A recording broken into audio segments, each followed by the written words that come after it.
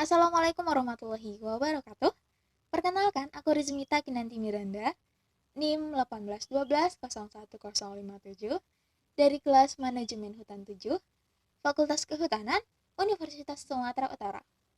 Kali ini aku akan memaparkan mengenai salah satu jurnal yang berjudul Penilaian Kinerja Pembangunan Kesatuan Pengelolaan Hutan Lindung Rinjani Barat, Provinsi Nusa Tenggara Barat.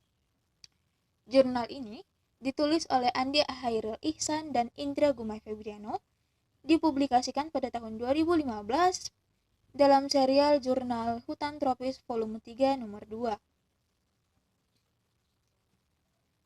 Terjadinya kerusakan hutan dan deforestasi tidak bisa dilepaskan dari konteks sejarah panjang sistem pengurusan hutan di Indonesia.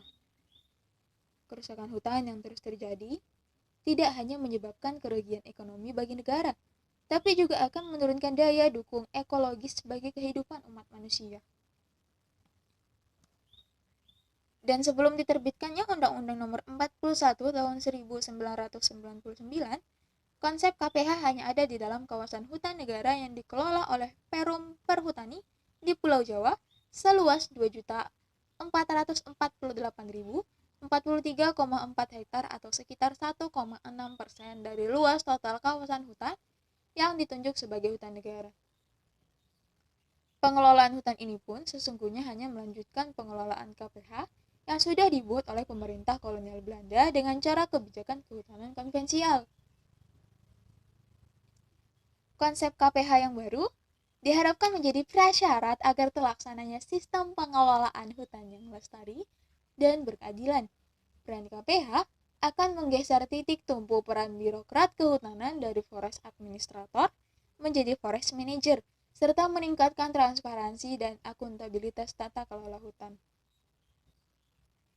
Dalam penilaian kinerja pembangunan KPHL Rinjani Barat ini, ada 8 kriteria, yaitu pemantapan kawasan, tata hutan, rencana kelola, kapasitas organisasi, hubungan pemerintahan, mekanisme investasi, hak akses masyarakat, dan implementasi pengelolaan. Dan dalam hal ini, kita dapat lihat nilai-nilai yang didapat oleh KPHL Rinjani Barat.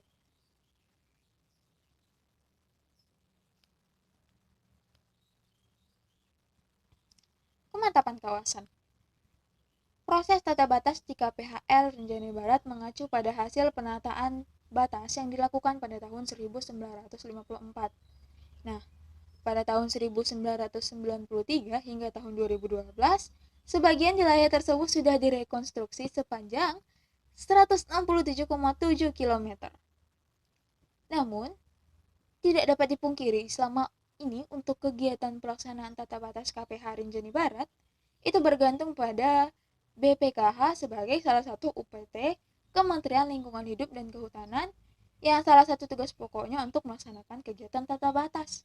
Sementara itu, dalam hal pendanaan itu dibebankan kepada APBN melalui Kementerian Lingkungan Hidup dan Kehutanan.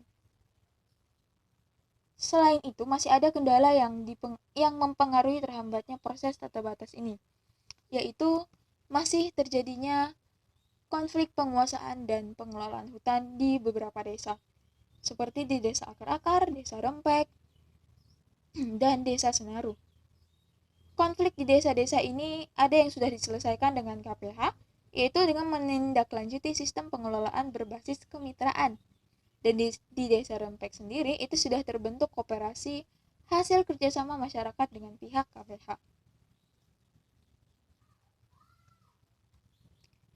Tata hutan, yaitu terkait dengan pelaksanaan kegiatan hutan, KPHL telah melaksanakan beberapa kegiatan inventarisasi.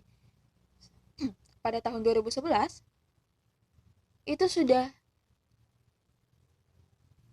dilakukan kegiatan inventarisasi pada hutan produksi tetap Pandan Mas dan Gunung Rinjani seluas kurang lebih 5.200 hektar. Dan pada tahun 2012, pada hutan produksi terbatas Gunung Rinjani seluas kurang lebih 7.000 hektar. Namun demikian, dari kegiatan inventarisasi yang dilakukan ini belum terlihat pelibatan yang intensif dari masyarakat sekitar, selain sebagai tenaga pendamping dan objek dari kegiatan inventarisasi. Rencana kelola. Rencana kelola sebagai syarat operasional KPH masih harus dilengkapi. Faktor yang mempengaruhi rendahnya hasil penilaian di kriteria rencana kelola ini adalah salah satunya karena belum tersedianya dokumen rencana bisnis KPH yang diharapkan dapat menjamin kemandirian KPH dalam menjalankan tugas dan fungsinya sebagai pengelola hutan. Sementara di dalam RPHJP yang telah disusun, terdapat rencana penyusunan dokumen rencana bisnis KPH yang akan diselesaikan pada tahun 2015 ini. Selanjutnya, kapasitas organisasi. Sampai saat ini, KPH Rinjani Barat yang hanya memiliki 18 staf berstatus PNS dan 2 staf merupakan tenaga kerja honorer. Sementara itu, untuk menunjang kinerja KPH, kantor KPH memerlukan 25 orang dan resort memerlukan 64 orang SDM yang punya kapasitas di bidangnya. Tentu jumlah ketenaga kerjaan mandor juga sesuai dengan fungsi hutan dan penataan blok. Itu dibutuhkan 270 orang tenaga mandor. Dan mandor ini biasanya direkrut dari kalangan masyarakat setempat. Hal ini jelas sangat kurang dari kebutuhan yang seharusnya.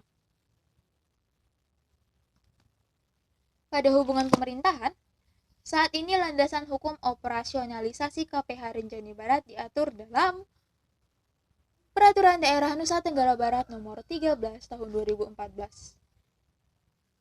Dan untuk dana APBN tahun 2014, itu dikelola oleh Dinas Kehutanan NTB untuk pembangunan KPH sebesar 988 juta untuk penyiapan pemantapan kawasan hutan, di mana kegiatannya ini mencakup sosialisasi batas kawasan hutan daerah, monitoring dan evaluasi penggunaan kawasan hutan, sosialisasi pembangunan KPH, penyusunan neraca SDH provinsi, dan identifikasi dan inventarisasi permasalahan tenurial kawasan hutan.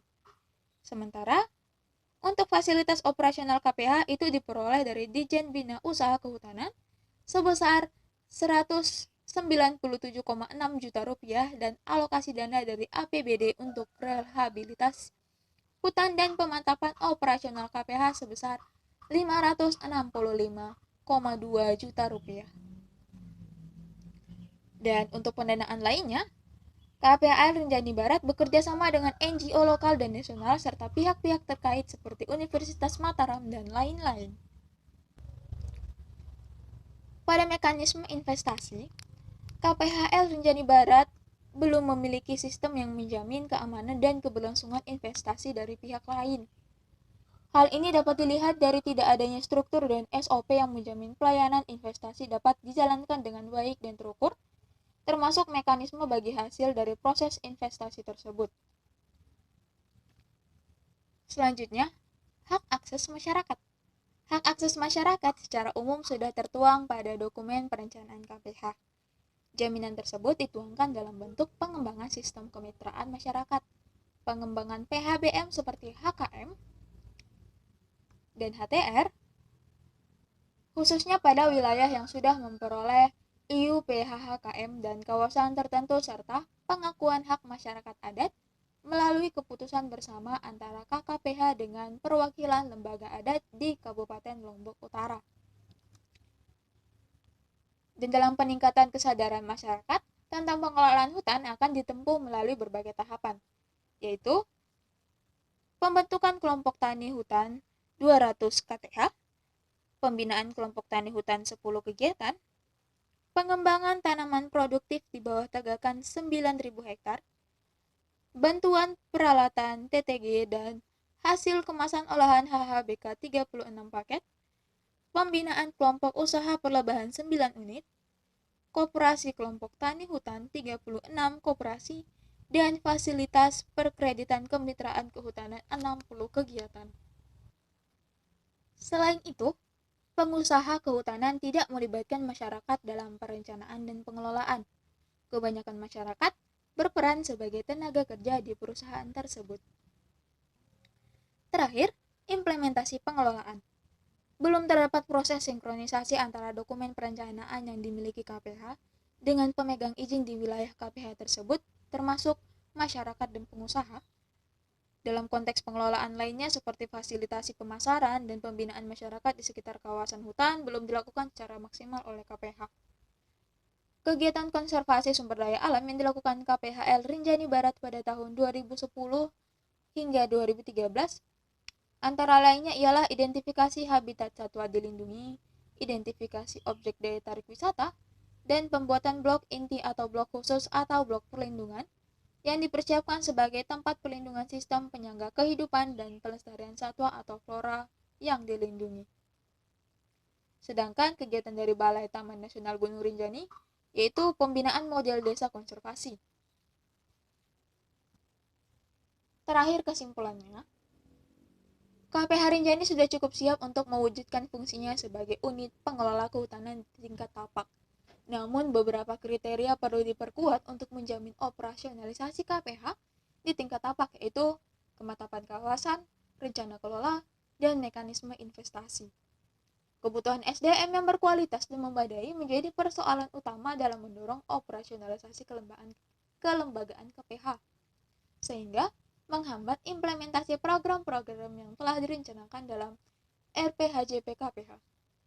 Jika pembangunan KPH termasuk dalam prioritas utama dalam RPJMN, maka sudah semestinya kebutuhan SDM ini mendapat perhatian serius dari pemerintah pusat dan daerah untuk segera diatasi.